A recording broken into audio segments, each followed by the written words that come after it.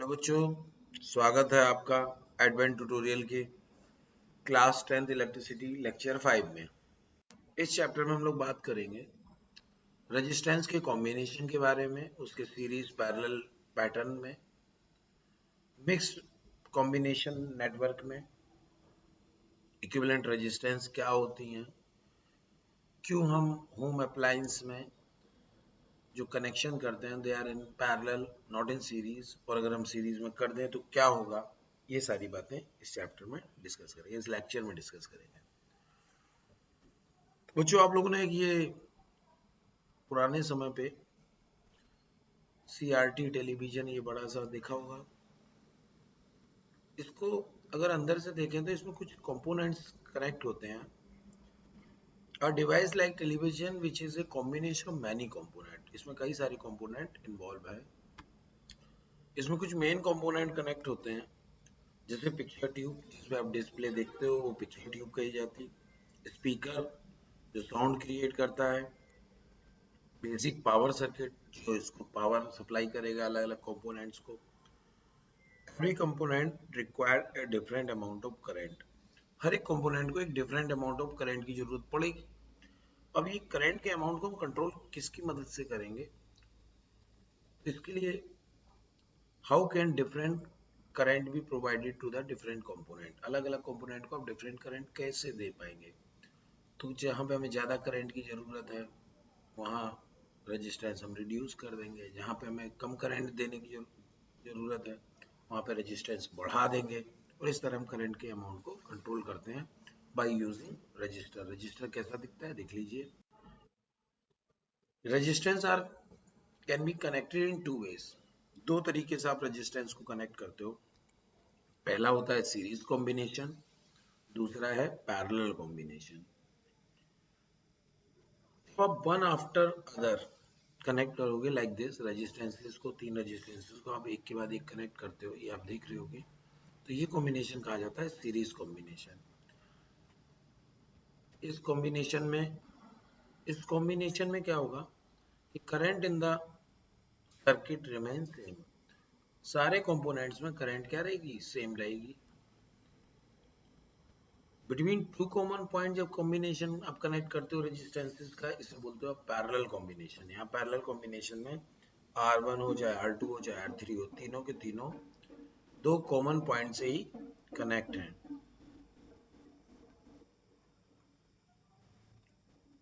ऐसा कॉम्बिनेशन आपका कहा जाता है parallel combination. Current gate divided but potential difference remain the same.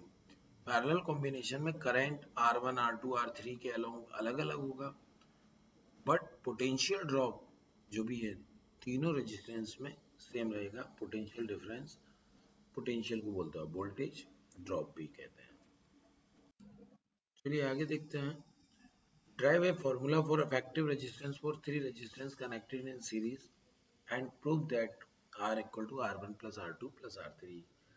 मतलब ये है कि हम तीन रेजिस्टेंसेस को सीरीज में कनेक्ट कर रहे हैं, और सीरीज में जो इक्विवेलेंट रेजिस्टेंस आ रही है तीनों रजिस्टर की, वो उनके इंडिविजुअल रेजिस्टेंस के सम के बराबर है। R S equal to R1 plus R2 plus R3। तीन रेजिस्टेंस लेते हैं R1 R2 R3, दो पॉइंट ए बी के बीच अमीटर की मदद से, की एंड सेल की मदद से एक सर्किट कंप्लीट करते हैं। जैसे हम इसका स्विच ऑन करेंगे इसमें करंट फ्लो करना स्टार्ट करेगी। जो करंट R1 से जाएगी वही R2 से, वही R3 से, तो हम लेट करते हैं R1 में आई, R2 में भी आई और R3 में भी आई। एक वोल्ट मीटर कनेक्ट किया R1 के अक्रॉस, जो पोटेंशियल ड्रॉप मेजर करके बताएगा R1 में V1। एक वोल्ट मीटर आपने कनेक्ट किया R2 के अक्रॉस, जो R2 में पोटेंशियल ड्रॉप मेजर करके बताएगा जो कि V2 है। और R3 के अक्रॉस वोल्ट मीटर जिसमें आपने रीडिंग्स आपको मिलेंगी V3। और combined volt potential drop across all these three हम मेजर करने के लिए कनेक्ट करते हैं कंबाइंड वोल्ट मीटर, जो तीनों के अक्रॉस एक साथ लगा है। क्योंकि पहले में ड्रॉप हुआ V1, दूसरे में V2, तीसरे में V3, तो इन तीनों का जो सम है वो net volt potential drop V के बराबर होगा। According to Ohm's law V equal to I RS, हम मानते हैं कि इक्विवेलेंट रेजिस्टेंस RS है, और करंट आई तो B equal to I R, Ohm's law से B equal to I R S लिखेंगे। B1 equal to I R one, B2 equal to I R two, B3 equal to I R three. Substituting the value of B1, B2, B3 and B in the equation 1 we get, जब आप सारी value B की जगह आई R S, B1 की जगह आई R one, B2 की जगह आई R to और B3 की जगह आई आर थ्री रिप्लेस करते हैं तो आई कॉमन लेके आप कैंसिल करेंगे। आर एस इक्वल टू आएगा r one plus r two plus r three. Equivalent resistance series में r one plus r two plus r three के बराबर होती है, where r s is the effective resistance in series. एक बात याद रखेंगे हम लोग, for n number of resistance we have, अगर n नंबर ऑफ रेजिस्टेंस है, यहाँ तो 3 थे, n हो तो आप सभी की resistance R1, R2, R3, R4 को डायरेक्ट ऐड कर दोगे तो आपको नेट रेजिस्टेंस मिल जाएगी सीरीज कॉम्बिनेशन में RS। The effective resistance in series is the sum of individual resistance. So this diagram make the required correction. इस डायग्राम में कुछ गलतियां हैं, उन गलतियों को ठीक करना है। सबसे पहले वोल्ट मीटर की जगह ये एमीटर लगा होना चाहिए, और जहाँ पे अगर हम पोलैरिटी की बात करें तो सेल के प्लस टर्मिनल से एमीटर का प्लस टर्मिनल, और एमीटर के नेगेटिव टर्मिनल को सेल के नेगेटिव टर्मिनल से कनेक्ट करोगे। सेम वे में यहाँ पे रेजिस्टेंस के अक्रॉस अमीटर लगाया गया पैरेलल में, वहाँ वोल्ट मीटर होगा। सेम पोलैरिटी को आप रिप्रेजेंट कर दोगे प्लस माइनस, और ये आपका डायग्राम कंप्लीट हो गया। Right the derivation of resistance in series. आपको 3 मिनट दिए जाते हैं, आप इसे लिखोगे। 3 मिनट कंप्लीट किए तो आपको सीरीज कॉम्बिनेशन में इक्विवेलेंट रेजिस्टेंस का डेरिवेशन कुछ इस तरह ड्राइव करना है। इस डेरिवेशन को आप तैयार करेंगे, काम आएगा।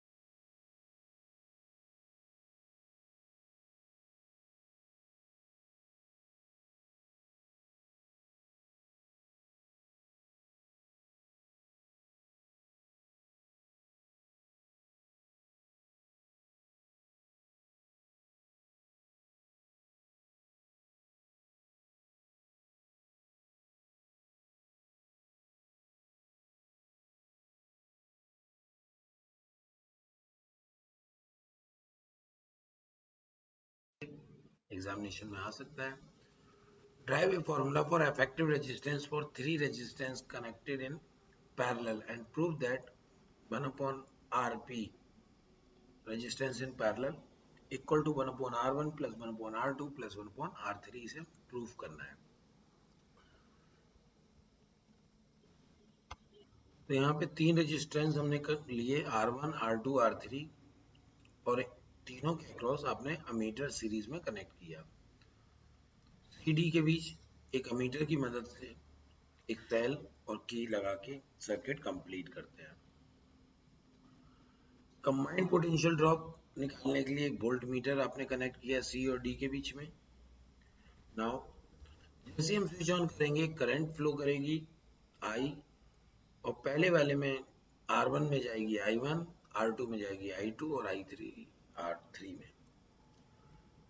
Now volt meter material having infinite resistance, जो वोल्ट मीटर होता है उसके मटेरियल की रेजिस्टेंस इनफाइनाइट लेते हो ताकि करंट की वैल्यू में कोई फर्क ना आए।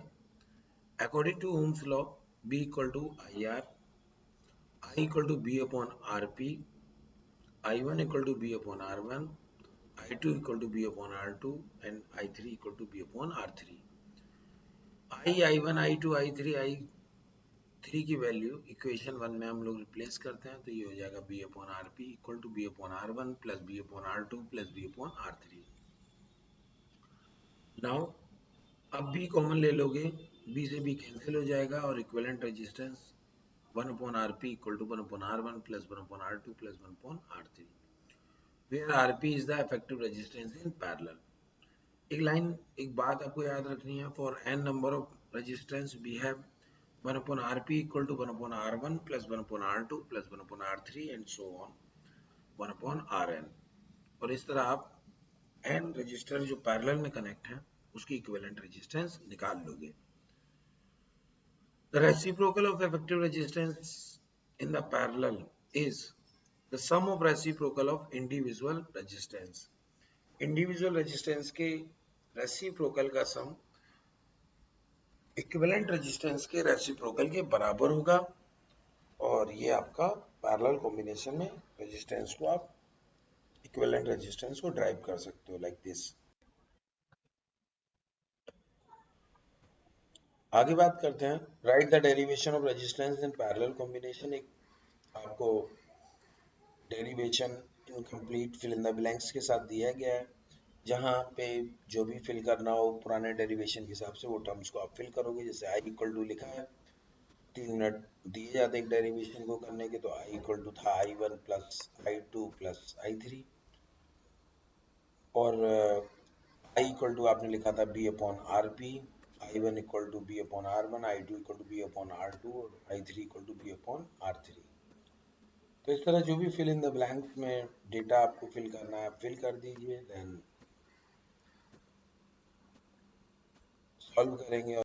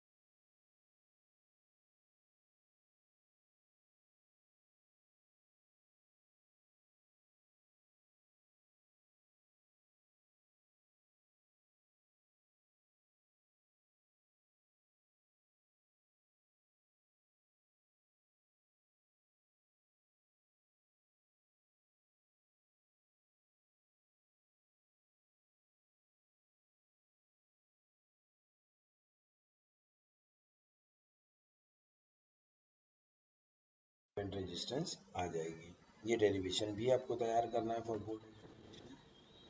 However, the appliances are connected at home series or parallel. घरों में आपके refrigerator, TV, iron, washing machine, fan होते हैं। ये सारे इलेक्ट्रिकल अप्लायंस कहे जाते हैं और इन्हें आपस में आप कनेक्ट कैसे करते हो होम।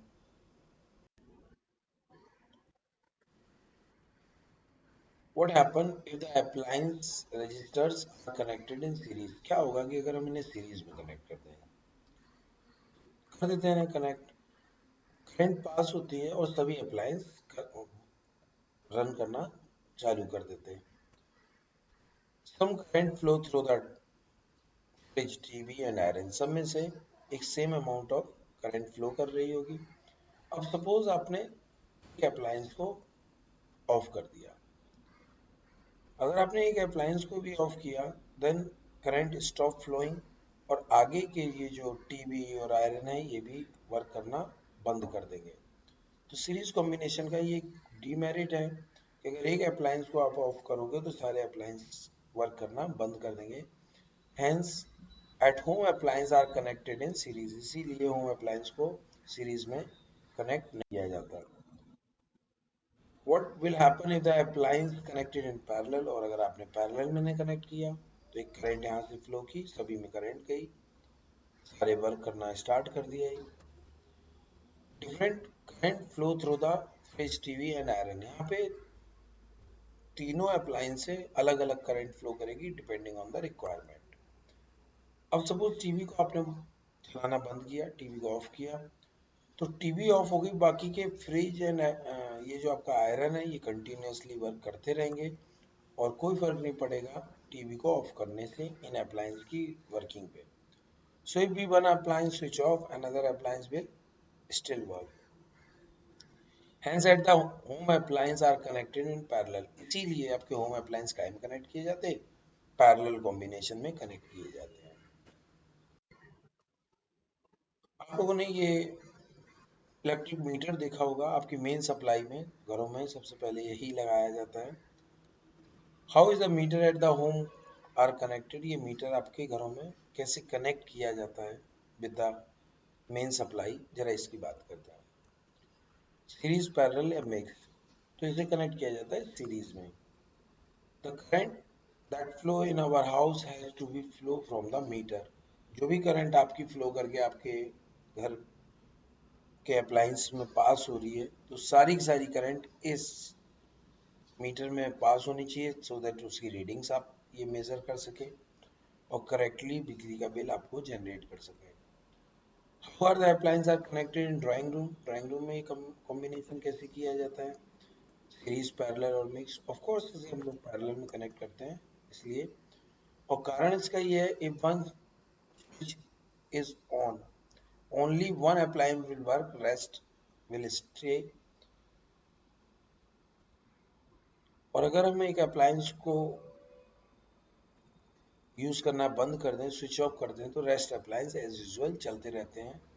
इसीलिए आपके ड्राइंग रूम में या घर के अलग अलग जगह पे ये अप्लायंस पैरेलल में कनेक्ट किए जाते हैं, कॉम्बिनेशन में आपको मिल सकता है। So take care of that.